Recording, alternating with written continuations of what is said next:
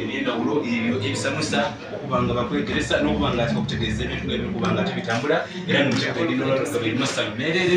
nga abakozi aba 89.8 ku FM Radio Sala okutaku n'abawuliriza taku n'abakulembeze okuva mu Nandala Foundation okubanga ate bagironkinga mukaire mpawe kaagala ndija kubanga ate mutegeeza omulungi ali ku 89.8 Radio FM nizaani era lwaki tuli wano olunaku olwaleero aye nga ate nkali kubanga nembeera nja kutegeeza nti yebwidaawo nja kubako ku n'abagenyi ab'endawulo abamu ku bagenyi abayinza okubanga ate bongera ensi yabanga nekankana nga buliddwo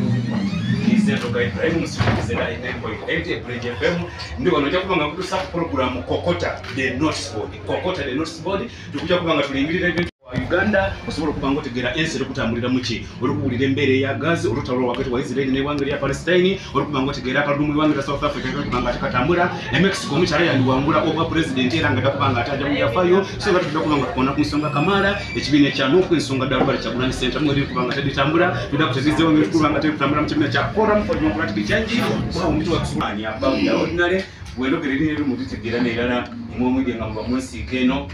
eya radio atenga ndokubanga nekayitibwako baba kyabazinga owokulya Katikkiro namba 2 Uthman Mohamed yenda tulinayo mtizimba ona ko lero ku radio ya Ifamayengo 89.8 Bridge FM Sala maze kubanga atene kayitibwa ku district kapi owekitundu kino maze kubanga tukayitibwa Bishop n'abakulembeze bona abamadini okotako n'obukulembeze obwa Jinja City Council busoka iva paka